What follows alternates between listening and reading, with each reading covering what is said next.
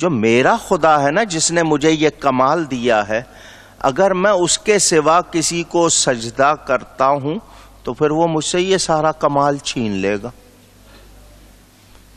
تو جس خواب کے لیے پریشان ہے وہ میں تجھے بتا سکتا ہوں، اور وہ اس لیے بتاتا ہوں کہ میں اپنے رب کے سوا کسی کو سجدہ تجھے کروں گا تو پھر میں بتا سکتا ہوں۔ اس نے کہا آپ نے بہت اچھا کیا جو سجدہ نہیں کیا، بہت اچھا کیا آپ نے، اب بالکل مجھے سجدہ نہ کرے۔ خواب سنائے، بادشاہ نے ایک خواب دیکھا تھا، ایک بت ہے، اس کا سر کسی اور چیز کا، سینہ کسی اور چیز کا، ٹانگیں کسی اور چیز کی، پیٹ کسی اور چیز کا، پاؤں کسی اور، لوہا بھی تھا، تانبا بھی تھا، پیتل بھی تھا، سونا بھی تھا، مٹی بھی۔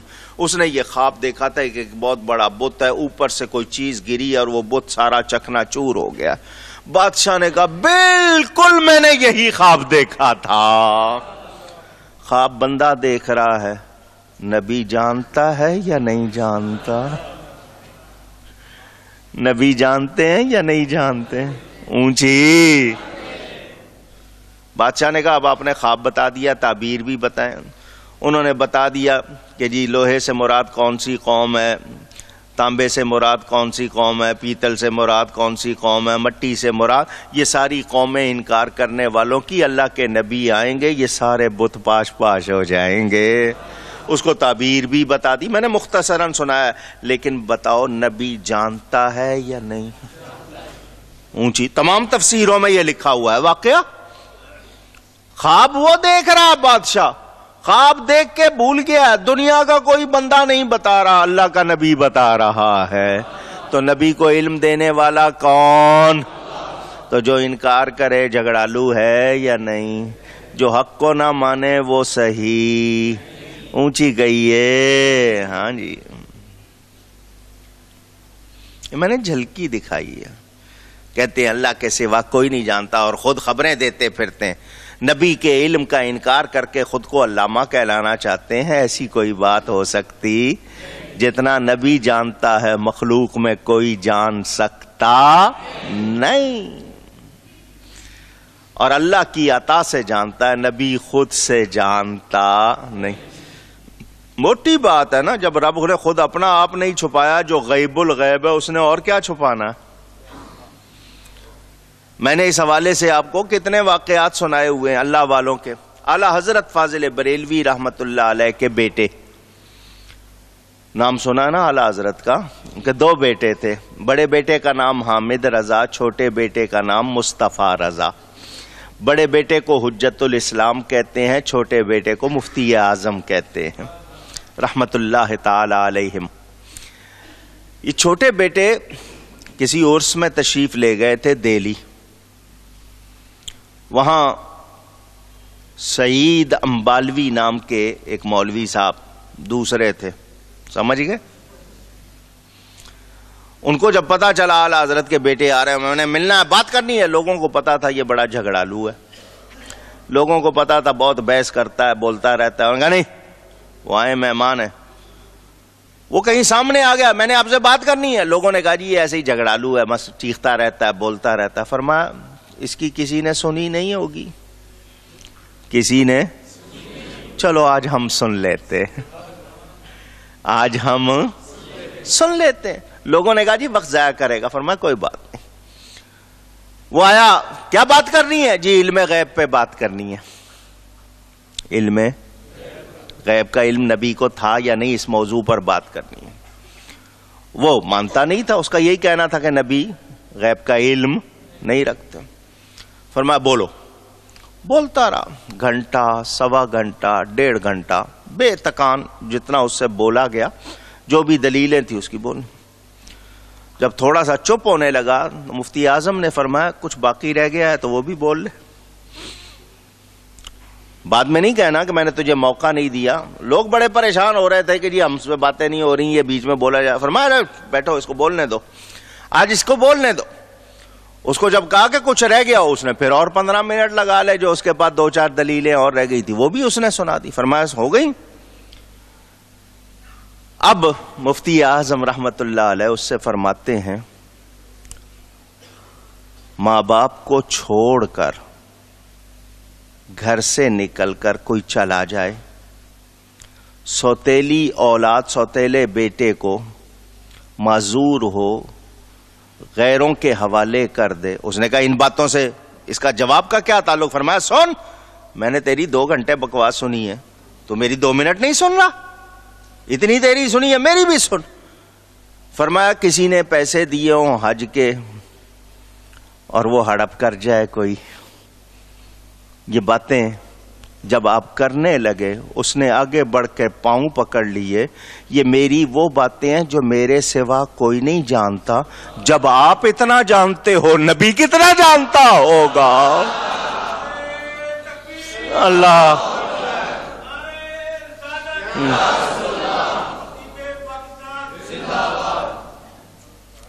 چلا اٹھا، یہ میری پوشیدہ باتیں میرے سوا کوئی جانتا نہیں. آپ کو جب اتنا علم ہے، نبی کو کتنا ہوگا. اور نبی کو غیب کا علم ضروری ہونا چاہیے تھا، ورنہ کافر تو بہت سازشیں کرتے، بہت خراب کرتے. اسی وقت توبہ کی حضرت کا مرید ہو کے. سن رہے ہو؟ 14ویں صدی میں میں اپنے پیر و مرشد حضرت صاحب کرما والے رحمت اللہ علیہ کے پاس بیٹھا ہوا تھا. فرمایا ایک شخص اس حلیے کا ابھی باہر آئے گا، اس کو اندر نہیں آنے دینا. اس کا حلیہ لفظ ہے، ہم لوگ اردو میں حلیہ کہتے ہیں. حلیہ بھی بتا دیا اس طرح کا ہوگا بندہ. آپ ٹھیٹ پنجابی بولتے تھے، بہت کم 1-2 لفظ اردو کے کبھی بولے ہوں، عربی فارسی سب جانتے تھے لیکن بولتے پنجابی. فرمایا اس طرح کا بندہ آئے گا، انہوں اندر نہیں آن دینا. وہ لوگ گئے باہر. حالانکہ میں اس زمانے میں پڑھتا تھا، اکاڑے چھوٹی عمر تھی، لیکن بڑا حیران کہ آنے والے کی شکل بھی معلوم ہے ان کو، اس کا لباس بھی معلوم ہے کہ اس رنگ کے کپڑے پہنے ہوں گے، اس طرح کا ہوگا، اس نے اس طرح کی چادر لی ہوگی، آئے گا. چنانچہ جو بندے بعد ڈیوٹی لگی تھی میں بھی چلا گیا. وہ بندہ اسی طرح جس طرح حضرت نے بتایا تھا، بالکل اسی طرح اندر آنے لگا. تو خادم نے کہ جو حضرت نے جن کو کہا تھا، انہوں نے کہا نہیں اندر آنے کی اجازت نہیں، حضرت صاحب نے منع کیا تو اندر نہیں آ سکتا. اس کو پتا تھا کس کے پاس آیا ہے. انہوں نے کہا جی مجھے تو ضرور ملنا ہے، ضرور ملنا ہے. وہ اندر آنے کی کوشش کرے، لوگوں نے روکا. ہم نے اندر جا کے بتایا حضرت صاحب وہ رکتا نہیں ہے، اندر آنے کو کر رہا ہے. فرمایا اسے کہو کہ یہاں نہ آئے. ہم اور زیادہ حیران کہ وجہ حضرت صاحب تو روکتے نہیں کسی کو، اس کو کیوں روکا ہے؟ حضرت صاحب نے اس کی وہ بات جو وہ جس کا اندر دکھ لیے آ رہا تھا ہمیں بتا دی، جس گناہ کو اس نے کیا ہوا تھا. فرمایا کیا میں اب اس سے ملوں؟ اس کا جو عیب، میں وہ بدکاری اس کی بیان نہیں کر رہا ہوں، جو بہت برا کام تھا، بہت برا کام تھا جو کرتا تھا. فرمایا میں اس کو ملوں؟ ہم نے جا کے اس کو بتایا تو یہ کرتا ہے. وہ رونے لگ گیا. اس نے کہا میں توبہ ہی کرنے آیا. فرمایا اسے کہو جائے توبہ کرے. جانتے ہیں اللہ والوں سے کچھ چھپا ہوا اونچی کہ ہوئے کتنے تو ہمارے آنکھوں کے سامنے. تو یہ لوگ جو نہیں مانتے یہ جھگڑالو ہیں. اللہ تعالی اپنے پیاروں کو علم عطا فرماتا ہے. میں نے کہا نا علم غیب اگر صرف موضوع ہو، میں اگر 6 جمعے لگا دوں نا آپ کو واقعات سناتا رہوں. ان کی جتنی دلیلیں ہیں اس ساری دلیلوں سے اسی دلیل سے ہی ان کو جواب دیتا رہوں کہ وہ جس دلیل سے انکار کر رہے ہیں اسی سے علم ثابت ہوتا ہے. مگر ان کے پاس عقل نہیں ہے. اللہ فرماتا ہے یہ سب ایک کتاب میں ہے، بے شک یہ اللہ پر آسان ہے، اللہ کے لیے کچھ مشکل نہیں ہے. میرے دوستوں اور بزرگوں، وہ لوگ جو آج بھی حق کے لیے جھگڑتے ہیں ان کو چاہیے توبہ کر لیں. حق نہیں مانتے ان کو کیا چاہیے؟ اونچی توبہ کر لیں، کیونکہ کل مانیں گے، کل کا ماننا کام نہیں آئے گا. اللہ فرماتا ہے وَيَعْبُدُونَ مِن دُونِ اللَّهِ مَا لَمْ يُنَزِّلْ بِهِ سُلْطَانًا، اور اللہ کے سوا ایسوں کو پوچھتے ہیں جن کی کوئی سند نہ اللہ نے اتاری ہے، کوئی ثبوت، کوئی دلیل. بتوں کے پوجنے کا کہیں حکم ہے؟ بت مدد کر سکتے ہیں؟ سارے بت مل کر ایک مکھی بنا سکتے؟ بنانا تو دور کی بات، مکھی ان پر بیٹھ جائے اڑا سکتے نہیں۔ تو یہ لوگ جو ایسا کرتے ہیں ان کو سوچنا چاہیے۔ وَمَا لَيْسَ لَهُمْ بِهِ عِلْمٍ، اور ایسوں کو جن کا خود انہیں کچھ علم نہیں۔ یہاں ایک قانون سن لیں، جو علم واقع کے مطابق نہ ہو، سمجھ آ رہی ہے بات؟ وہ جو علم واقعے کے مطابق، جملہ سمجھ آ رہا ہے؟ ایسی بات آپ جانتے ہیں جو واقعے کے مطابق، علم جاننے کو کہتے ہیں نا، ایسا جاننا جو واقعے کے مطابق نہیں بلکہ اس کے خلاف ہے، اسے جہالت بلکہ جہل مرکب کہیں گے۔ مثلا میں سمجھانے کے لیے کہہ دوں، یہاں میں کہوں ایک بندہ کھڑا ہوا ہے، کیا ایسی بات ہے؟ تو یہ کیا ہوگا؟ واقعے کے اونچی، اس کا جاننا۔ کوئی یہ بیان کرے تو یہ جہالت ہے یا نہیں؟ سمجھنے کے لیے بات کی میں نے۔ تو جو علم واقع کے خلاف ہو اسے کیا کہتے ہیں؟ جہالت بلکہ جہر۔ اب مجھے یہ بتاؤ، کیا بت پوجا کے لیے بنائے گئے؟ کہیں فرمایا گیا؟ تو جن لوگوں نے بتوں کو اپنا معبود بنا لیا، ان کی عبادت کرنے لگ گئے، جہالت ہے یا نہیں؟ اونچی۔ اور اوپر سے یہ کہنا کہ نہیں یہ بڑی طاقت والے ہیں، یوں کر سکتے ہیں، وہاں کر سکتے ہیں، یہ اور زیادہ جہالت ہے یا نہیں؟ اونچی۔ مگر وہ لوگ، پھر من دون اللہ کا لفظ آیا ہے، اور آپ کو بار بار بتاتا ہوں من دون اللہ، پھر کہیں اس کے معنی ہے اللہ کے سوا۔ معنی کیا ہے؟ مراد ہیں بت۔ مراد کون ہے؟ اونچی، اونچی یاد کر لیں۔ من دون اللہ کا معنی اللہ کے سوا، مراد ہیں بت۔ اگر کوئی یہ کہے کہ نہیں من دون اللہ کا مطلب اللہ کے سوا، نبی بھی اللہ کے سوا، ولی بھی اللہ کے سوا، نبیوں ولیوں کو بھی اس میں شمار کرے، تو وہ ایسا شخص جتنی آیتیں بتوں کے بارے میں نبیوں ولیوں پر لگائے گا، بولے یہ کفر کرے گا یا نہیں کرے گا؟ چنانچہ اب میں ایک آیت آپ کو سنا دوں تاکہ اس کے بعد آپ کے ذہن میں یہ بات پکی ہو جائے۔ اس موضوع پر بہت تقریریں کر چکا ہوں۔ اللہ فرماتا ہے انکم وما تعبدون من دون اللہ حسب جہنم، بے شک تم اور تمہارے من دون اللہ جن کی عبادت کرتے ہو جہنم کا ایندھن ہے۔ تم اور تمہارے من دون اللہ جن کی عبادت کرتے ہو کیا ہے؟ جہنم کا اگر من دون اللہ سے مراد نبی ولی لیے جائیں تو کیا ان کو جہنم کا ایندھن کہو گے؟ یہ ایٹم بم ہے ان کے لیے یہ آیت، بول سکتے نہیں، کیونکہ اگر من دون اللہ سے مراد یہ نبی ولی کہے تو اس آیت کا کیا جواب دیں گے؟ وہاں ذوی العقول اور غیر ذوی العقول ماں اور من کی بات کرو گے تو آؤ گے، باقی آیتوں کو کہاں لے جاؤ گے؟ پتا چلا من دون اللہ سے مراد کون ہے؟ بت۔ ان بتوں کو پوجنے کا کہیں حکم، ان بتوں نے کہا ہے کہ ہمیں پوجو؟ اونچی کوئی سند نہیں ہے ان کے پاس۔ یہ بات کہ بت طاقت والے ہیں، کوئی طاقت نہیں رکھتے۔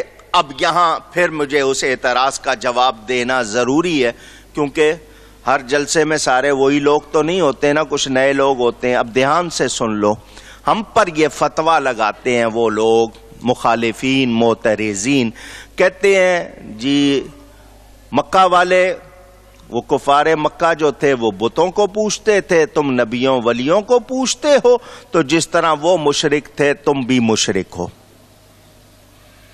وہ بتوں کو مددگار سمجھتے تھے، تم نبیوں ولیوں کو مددگار سمجھتے ہو۔ وہ بتوں کو حاجت روا سمجھتے تھے، تم نبیوں ولیوں کو حاجت روا سمجھتے ہو، لہذا وہ بھی مشرک تم بھی مشرک، معاذ اللہ۔ یہ ان کی کتابوں میں لکھا ہوا ہے، کسی پہ الزام نہیں لگا رہا ہوں، یہ انہوں نے لکھا ہے۔ اب آپ اس کا جواب سن لیں اور یاد کر لیں۔ کیا ہم کسی نبی ولی کی پوجا کرتے ہیں؟ اونچی کہاں گیا اعتراض؟ جو ہم پر نبی ولی کی پوجا کا الزام لگائے، بولو ظالم ہے یا نہیں؟ وَضْعُ الشَّيْءِ فِي غَيْرِ مَوْضِعِهِ، ظلم کس کو کہتے ہیں؟ چیز کو اس کی غلط جگہ پر رکھنا۔ جرم کوئی کرے، نام کسی کا لگا دینا۔ بتوں کی پوجا وہ کرتے تھے، ہم نبیوں ولیوں کی پوجا اونچی نہیں کرتے۔ اللہ کے سوا کسی کو ہم عبادت کے لائق نہ سمجھتے ہیں، نہ مانتے ہیں، نہ کہتے ہیں، نہ ہی قبول کرتے ہیں۔ عبادت کے لائق صرف اور صرف اور صرف اور صرف اللہ، کوئی اور۔ ہمارے سامنے میت رکھی ہوتی ہے نماز جنازہ میں، ہم نماز جنازہ میں سجدہ نہیں کرتے۔ کیوں؟ کسی کو یہ شبہ نہ ہو جائے کہ یہ سجدہ اللہ کو نہیں بلکہ میت کو، ہم اس میں سجدہ ہی نہیں کرتے۔ تو جب ہم میت سامنے ہے سجدہ نہیں کر رہے، قبر کو کہاں سے سجدہ کریں گے؟ ہم اللہ کی پوجا کرنے والے، عبادت کرنے والے ہیں، ہم اللہ کے سوا کسی کی پوجا پرستش عبادت کرتے نہیں۔ وہ لوگ بتوں کی پوجا کرتے تھے۔ ایک نبیوں ولیوں کی شان قرآن میں بیان ہوئی ہے یا نہیں؟ بتوں کی شان بیان ہوئی ہے؟ نبیوں ولیوں کو قرآن حدیث نے حاجت روا کہا ہے، بتوں کو کہیں کہا ہے؟ اونچی تو ہم قرآن حدیث کے ماننے والے ہیں۔ یہ لوگ جو ہمیں بتوں سے ملاتے ہیں، یہ لوگ خود ایمان والے نہیں ہیں۔ بت کچھ نہیں کر سکتے، نبی ولی کر سکتے ہیں یا نہیں؟ سنا ہوا ہے نا واقعہ، پوچھ رہا ہوں۔ حضرت ابراہیم علیہ السلام نے بتوں کو توڑا یا نہیں توڑا؟ بت اپنے آپ کو بچا سکے؟ اونچی کلاڑی لے کے انہوں نے چورا چورا کر دیا، کوئی بت اپنے آپ کو بچا سکا؟ قرآن میں پورا واقعہ، قرآن میں ہی حضرت سلیمان علیہ السلام کا واقعہ ہے۔ ملکہ سبا بلقیس کا تخت سینکڑوں میل کے فاصلے پہ رکھا ہوا ہے، 500 آدمی مل کے اس تخت کو ہلاتا ہے، ہل نہیں سکتا۔ حضرت سلیمان فرماتے ہیں مجھے کون وہ ملکہ وہاں سے چل پڑی ہے، 1 مہینے کے جانے کا راستہ، 1 مہینے کے آنے کا راستہ۔ پورا واقعہ آپ مجھ سے سنتے رہے، کتنی بار سنایا، صرف مختصر کر کے پھر سنا رہا ہوں۔ وہ ملکہ سبا، اس کا تخت 70 گز لمبا، 40 گز چوڑا، پلاسٹک کا نہیں تھا، سیلولائٹ کا نہیں تھا، فائبر کا نہیں تھا، لوہے کے پائے زمین میں گڑھے ہوئے، اس پہ کتنا سونا، کتنی لکڑی، کتنا چاندی، کتنا کچھ لگا ہوا، کرسیاں لگی ہوئی، 500 آدمی مل کے ہلا رہا ہے، اتنا وزنی ہلتا نہیں ہے۔ حضرت سلیمان کا دربار لگا ہوا ہے قرآن میں، یا ایھا الملأ ایکم یاتینی بعرشھا قبل ان یاتونی مسلمین۔ وہ عورت چل چکی ہے، 1 مہینے کے جانے کا راستہ، 1 مہینے کے آنے کا راستہ، وہ چل چکی ہے، روانہ ہو چکی، پیغام آ چکا ہے کہ میں آپ کے پاس فرما بردار بننے، مسلمان ہونے آ رہی ہوں۔ حضرت سلیمان فرماتے ہیں اس کے آنے سے پہلے اس کا تخت کون لائے گا؟ قال عفریت من الجن، ایک بڑا دیو ہیکل، ہیوی ویٹ، بہادر جن بولا، جن۔ حضرت سلیمان کی حکومت جنوں پر بھی تھی۔ انا آتی کبھی، میں اکیلا، آئی مائی سیلف، میں اکیلا اس کو آپ کے پاس لاؤں گا۔ کتنی دیر میں؟ قبل ان تقوم من مقامک، آپ اسی طرح اپنی جگہ پر بیٹھے رہیں گے، آج کا آپ کا دفتر کا ٹائم ختم نہیں ہوگا۔ 1 day delivery, same day delivery, آج کے آج لے آؤں گا۔ آپ کے یہاں دفتروں کا ٹائم ہوتا ہے نا، صبح 9 سے 5، 8 سے 4، جس طرح آج آپ کا جو ٹائم ہے، جتنا دفتر کا 2 گھنٹے 4 گھنٹے، آپ کا دربار اسی طرح لگا رہے گا۔ میں اونچی جن، طاقت والا، 1 مہینے کے جانے کا راستہ، 1 مہینے کے آنے کا راستہ، اتنا بڑا تخت، اتنا وزنی تخت، اور وہ کہتا ہے وَإِنِّي عَلَيْهِ لَقَوِيٌّ أَمِينٌ، میں قوت والا ہوں، امانت دار ہوں، 2-4 ہیرے نکال کے جیب میں نہیں ڈالوں گا، سالم لے کے آؤں گا۔ قرآن ہے. حضرت سلیمان کہتے ہیں نہیں مجھے اس سے بھی پہلے چاہیے, مجھے اس سے بھی اونچی.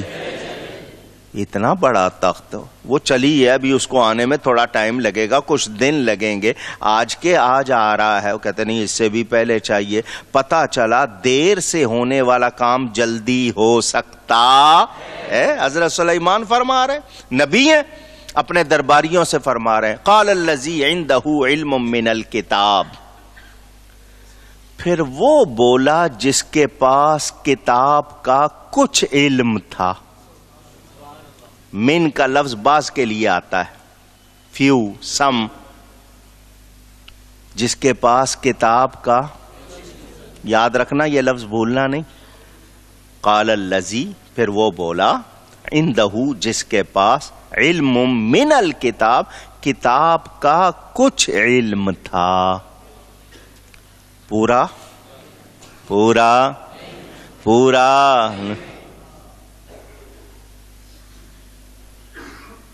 سوچیں, تھوڑا سا علم.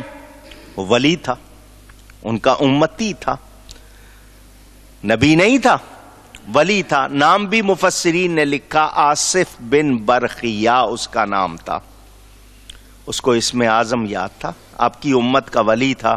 اس نے کیا کہا, انا آتی کبھی, پھر وہی انا, میں اکیلا, واحد متکلم, میں, آئی مائی سیلف.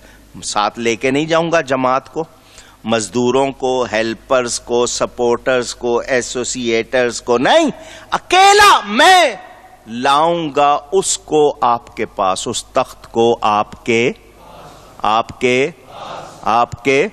اب حضرت سلیمان علیہ السلام نبی ہے, خود لے آئے, کیوں اعلان کر رہے ہیں درباریوں میں؟ پہلے جن کہہ رہا ہے میں لاتا ہوں, اب ایک ولی کہہ رہا ہے میں لاتا ہوں, خود کیوں نہیں لے آتے؟ اور آنے والوں کو یہی بتانا ہے, نبی کی شان سمجھنا چاہتے ہو تو ذرا دیکھ لو کہ امتیوں میں کتنی طاقت ہے. اندازہ کر لینا جب ولی کی اتنی